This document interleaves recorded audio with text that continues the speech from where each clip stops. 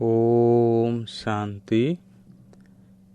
26 तारीख जून मास 2020 मसीहा।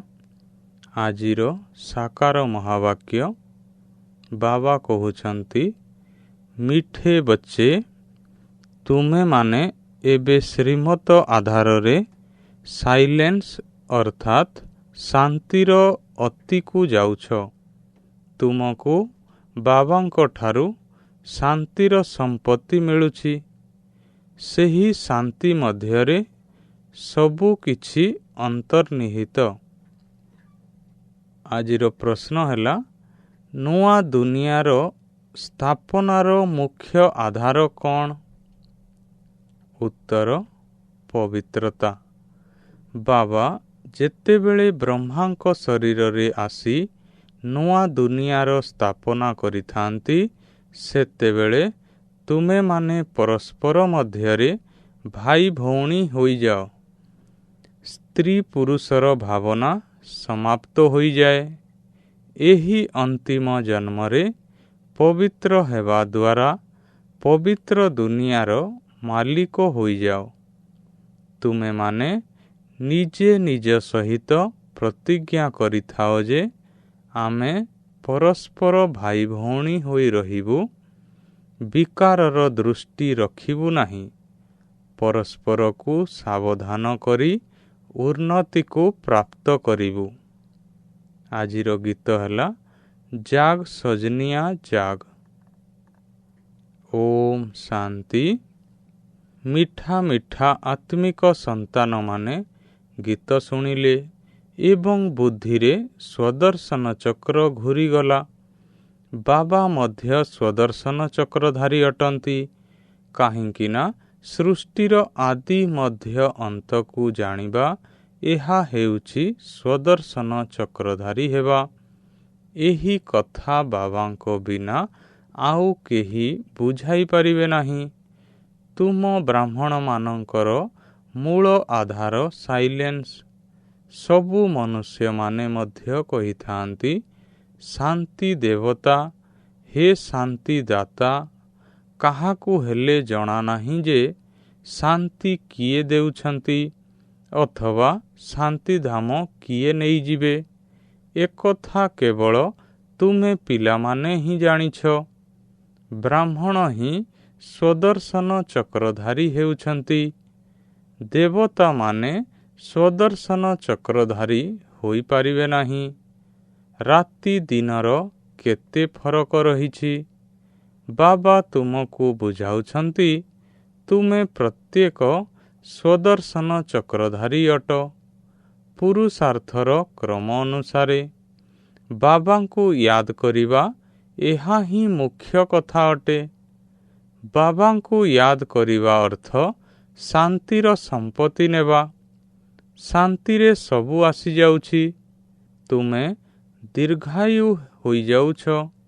निरोगी काया मध्य हेउछि। बाबांको बिना आउ केही स्वदर्शन चक्रधारी कराई परिबे नाही। आत्मा ही स्वदर्शन चक्रधारी हेउछि। बाबा मध्य स्वदर्शन चक्रधारी अटंती, काहिंकिना तांको निकटरे सृष्टिर आदि मध्य अंतर ज्ञान रहिछि। गीत मध्य शुणिल, एबे नुआ दुनिया स्थापन हेउछि। गीत तो मनुष्य ही तैयारी करिछंती। बाबा बसी सारांश बुझाउछंती। से हेउछंती समस्त आत्मा मानंकर पिता। तेणु सबु संतान माने परस्पर भाई भाई होई गले।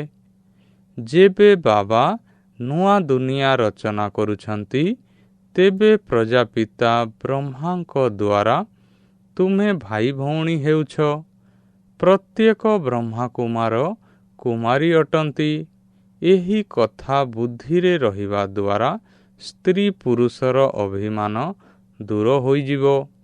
मनुष्य एकथा बुझु नाहंती जे आमे मध्य वास्तवरे भाई भाई अटु। पुणी बाबा संतान मानंकु रचना करिबा द्वारा आमे भाई भौणी होई जाउछु। ବିକାରୀ ଦୃଷ୍ଟି ପରିବର୍ତ୍ତନ ହୋଇଯାଉଛି। ବାବା ସ୍ମୃତି ଦେଉଛନ୍ତି, ତୁମେ ଡାକି ଆସିଛ, ହେ ପତିତ ପାବନ, ଏବେ ମୁଁ ଆସିଛି। ତୁମକୁ କହୁଛି, ଏହି ଅନ୍ତିମ ଜନ୍ମ ପବିତ୍ର ହୁଅ, ତେବେ ତୁମେ ପବିତ୍ର ଦୁନିଆର ମାଲିକ ହୋଇଯିବ। ତୁମର ଏହି ପ୍ରଦର୍ଶନୀ ତ ଘରେ ଘରେ ରହିବା ଉଚିତ, କାହିଁକି ନା ତୁମେ ପିଲାମାନେ ବ୍ରାହ୍ମଣ ଅଟ। ତୁମ ଘରେ ଏହି ଚିତ୍ର ନିଶ୍ଚୟ ରହିବା ଉଚିତ। ଏହା ଉପରେ ବୁଝାଇବା ବହୁତ ସହଜ।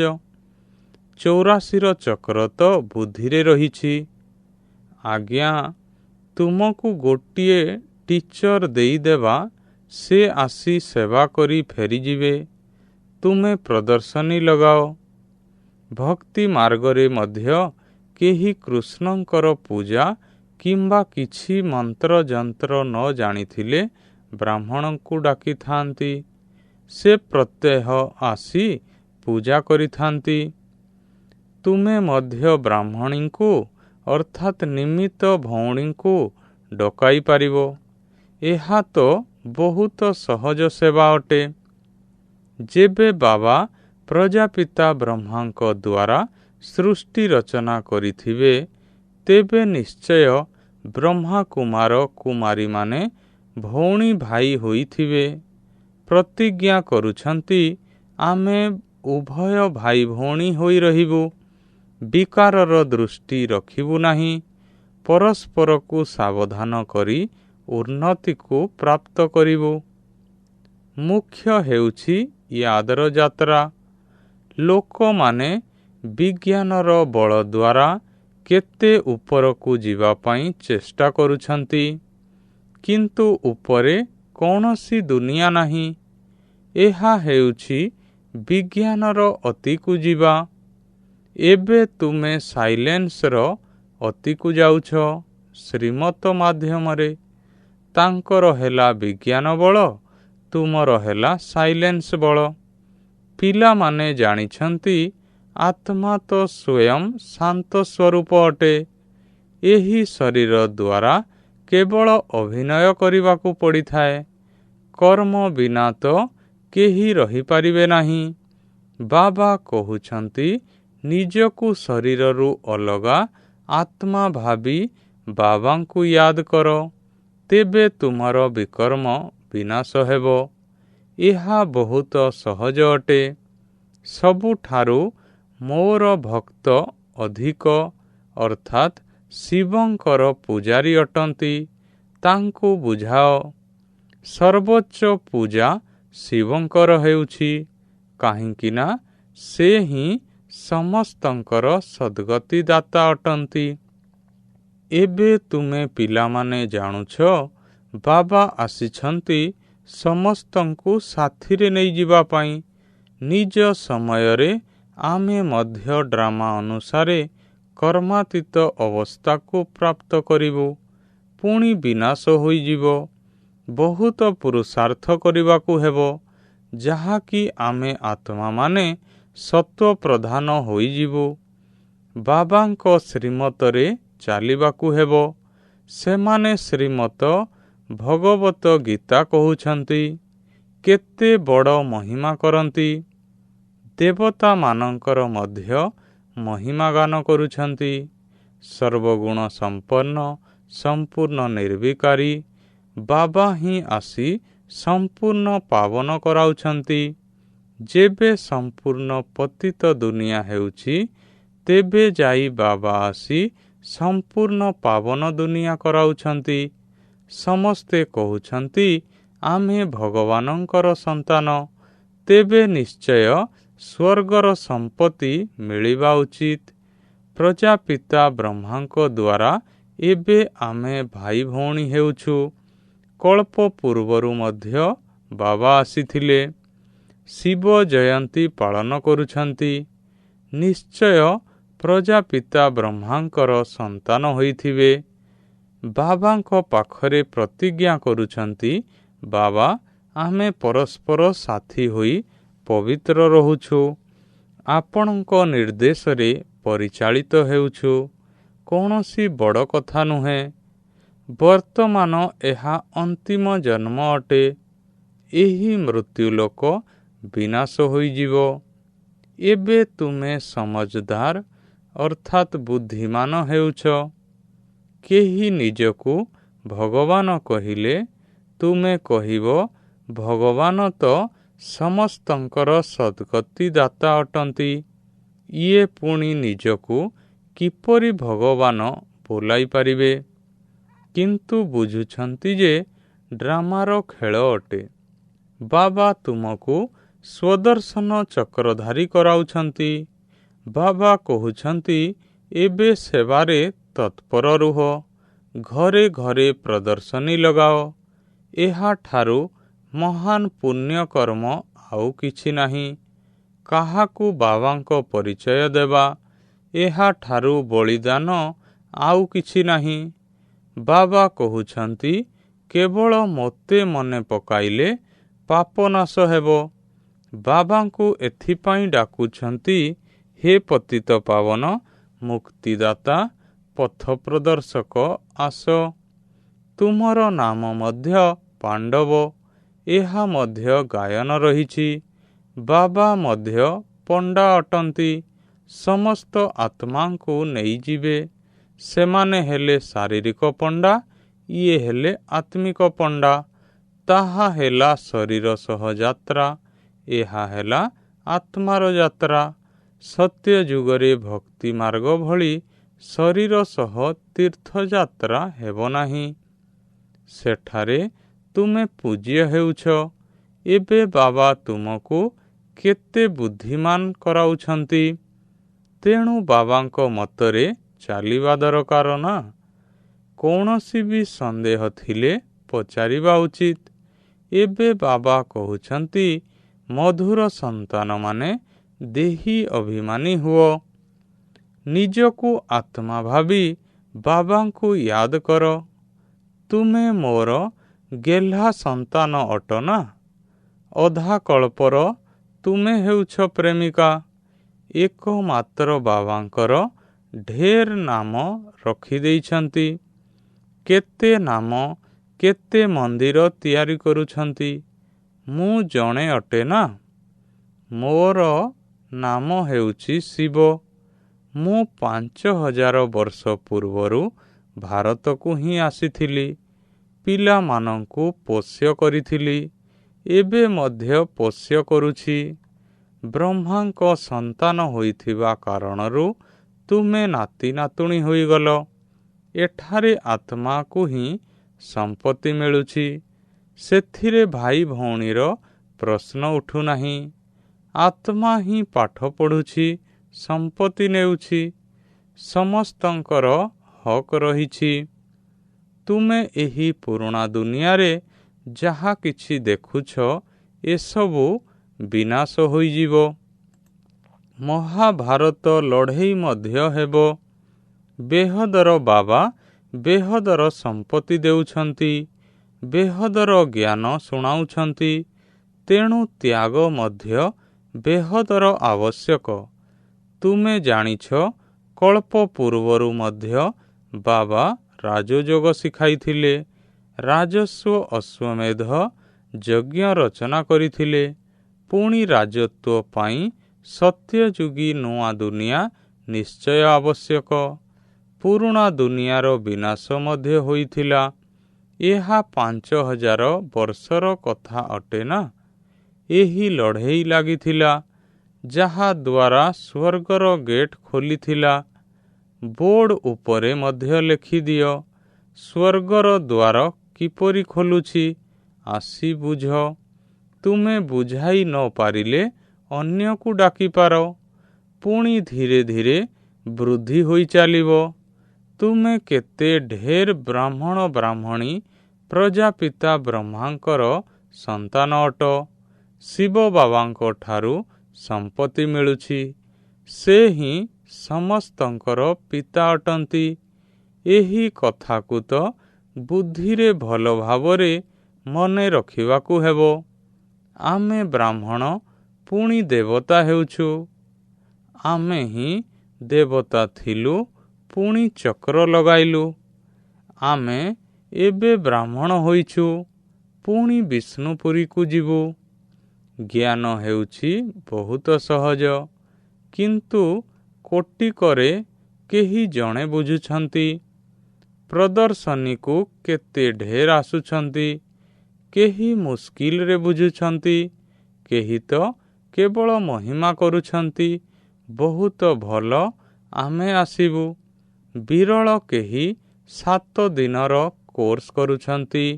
7 ଦିନର କଥା ମଧ୍ୟ କ'ଣ? ଗୀତା ପାଠ ମଧ୍ୟ 7 ଦିନ ରଖୁଛନ୍ତି। 7 ଦିନ ତୁମକୁ ମଧ୍ୟ ଭଟ୍ଟିରେ ରହିବାକୁ ପଡ଼ିବ। ନିଜକୁ ଆତ୍ମା ଭାବି ବାବାଙ୍କୁ ମନେ ପକାଇବା ଦ୍ୱାରା ସାରା ଆବର୍ଜନା ବାହାରିଯିବ। ଅଧା କଳ୍ପର ଦେହ ଅଭିମାନର ବେମାରୀ ରହିଛି, ତାକୁ ବାହାର କରିବାକୁ ହେବ। ଦେହୀ ଅଭିମାନୀ ହେବାକୁ ପଡ଼ିବ। 7 ଦିନର କୋର୍ସ କୌଣସି ବଡ଼ କଥା ନୁହେଁ। କାହାକୁ 1 ସେକେଣ୍ଡରେ ମଧ୍ୟ ହୃଦୟକୁ ଛୁଇଁଯିବ। ଡେରିରେ ଆସିଲେ ମଧ୍ୟ ଆଗକୁ ଯାଇପାରିବେ। କହୁଛନ୍ତି ଆମେ ପ୍ରତିଯୋଗିତା କରି ବାବାଙ୍କ ଠାରୁ ସମ୍ପତ୍ତି ନେଇଯିବୁ। କେତେକ ସନ୍ତାନ ତ ପୁରୁଣାଙ୍କ ଠାରୁ ମଧ୍ୟ ଆଗକୁ ଚାଲି ଯାଉଛନ୍ତି, କାହିଁକି ନା ଭଲ ଭଲ ଜ୍ଞାନର ପଏଣ୍ଟ ପ୍ରସ୍ତୁତ ହୋଇ ମିଳୁଛି। ପ୍ରଦର୍ଶନୀ ଆଦି ବୁଝାଇବାରେ କେତେ ସହଜ ହେଉଛି।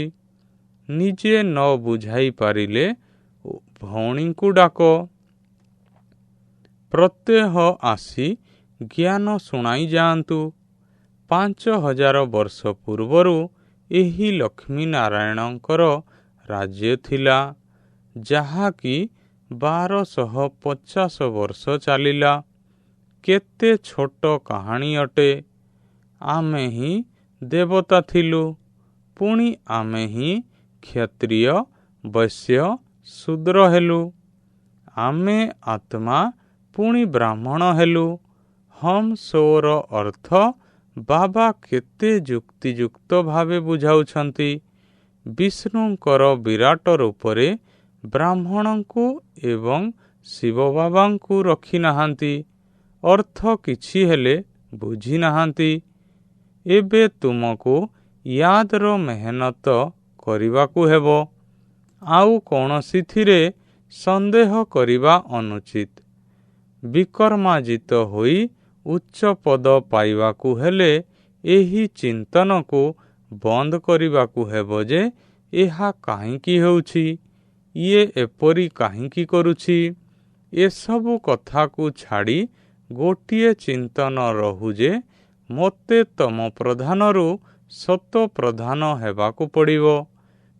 ଯେତେ ବାବାଙ୍କୁ ୟାଦ କରିବା, ସେତେ ବିକର୍ମାଜିତ ହୋଇ ଉଚ୍ଚ ପଦ ପାଇବା। ବାକି ଫାଲତୁ କଥା ଶୁଣି ନିଜର ମୁଣ୍ଡ ଖରାପ କରିବା ଅନୁଚିତ। ସବୁ କଥାରୁ ଗୋଟିଏ କଥା ମୁଖ୍ୟ, ତାକୁ କେବେ ଭୁଲ ନାହିଁ। ସମୟ ନଷ୍ଟ କର ନାହିଁ। ତୁମର ସମୟ ବହୁତ ମୂଲ୍ୟବାନ ଅଟେ। ତୋଫାନକୁ ଡର ନାହିଁ। ବହୁତ କଷ୍ଟ ଆସିବ, କ୍ଷତି ମଧ୍ୟ ହେବ, କିନ୍ତୁ ବାବାଙ୍କର ୟାଦ କେବେ ହେଲେ ଭୁଲିବା ଅନୁଚିତ। ୟାଦ ଦ୍ୱାରା ହିଁ ପବିତ୍ର ହେବ। ପୁରୁଷାର୍ଥ କରି ଉଚ୍ଚପଦ ପାଇବାକୁ ପଡ଼ିବ। ଏହି ବୁଢ଼ା ବାବା ଏତେ ଉଚ୍ଚପଦ ପାଉଛନ୍ତି, ଆମେ କାହିଁକି ନ ହେବୁ? ଏହା ମଧ୍ୟ ପାଠପଢ଼ା ଅଟେ ନା। ତୁମକୁ ଏଥିପାଇଁ କୌଣସି ପୁସ୍ତକ ଇତ୍ୟାଦି ପଢ଼ିବାର ଆବଶ୍ୟକତା ନାହିଁ। ବୁଦ୍ଧିରେ ସମ୍ପୂର୍ଣ୍ଣ କାହାଣୀ ରହିଛି।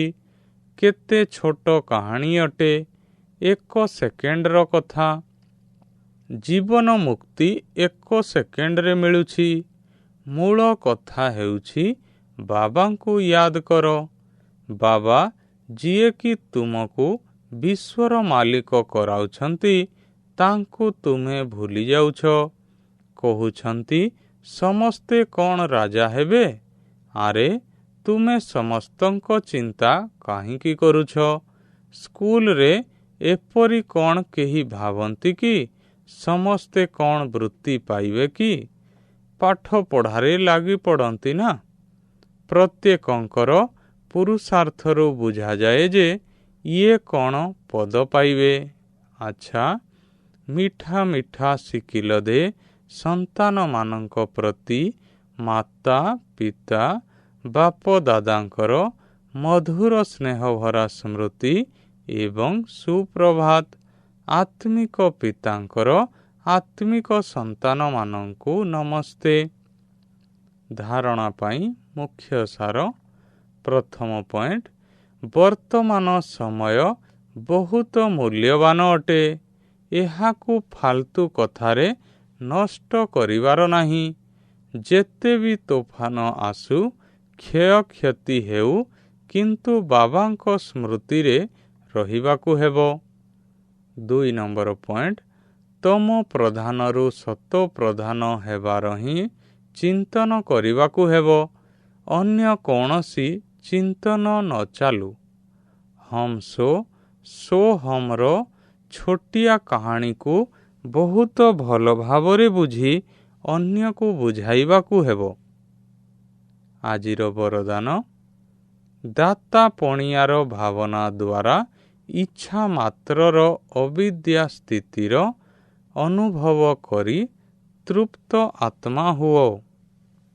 ବିସ୍ତାର, ସର୍ବଦା ଗୋଟିଏ ଲକ୍ଷ୍ୟ ରହିବା ଦରକାର ଯେ ଆମକୁ ଦାତାଙ୍କର ସନ୍ତାନ ହୋଇ ସର୍ବ ଆତ୍ମାଙ୍କୁ ଦାନ ଦେବାକୁ ହେବ। ଦାତା ପଣିଆର ଭାବନା ରଖିବା ଦ୍ୱାରା ସମ୍ପନ୍ନ ଆତ୍ମା ହୋଇଯିବ ଏବଂ ଯେଉଁମାନେ ସମ୍ପନ୍ନ ହୋଇଥିବେ ସେମାନେ ସର୍ବଦା ତୃପ୍ତ ମଧ୍ୟ ରହୁଥିବେ। ମୁଁ ଦାତାଙ୍କର ସନ୍ତାନ, ଦେବା ହିଁ ନେବା। ଏହି ଭାବନା ସଦା ନିର୍ବିଘ୍ନ ତଥା ଇଚ୍ଛା ମାତ୍ରର ଅବିଦ୍ୟା ସ୍ଥିତିର ଅନୁଭବ କରାଇଥାଏ। ସର୍ବଦା କେବଳ ଗୋଟିଏ ଲକ୍ଷ୍ୟ ପ୍ରତି ଦୃଷ୍ଟି ରହିଥାଏ। ସେହି ଲକ୍ଷ୍ୟ ହେଉଛି ବିନ୍ଦୁ।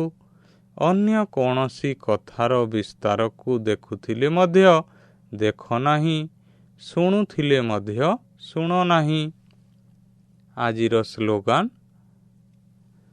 ବୁଦ୍ଧି ବା ସ୍ଥିତି ଯଦି ଦୁର୍ବଳ ରହିଛି ତେବେ ତାହାର କାରଣ ହେଲା ବ୍ୟର୍ଥ ସଂକଳ୍ପ। ଆଚ୍ଛା, ଓମ୍ ଶାନ୍ତି।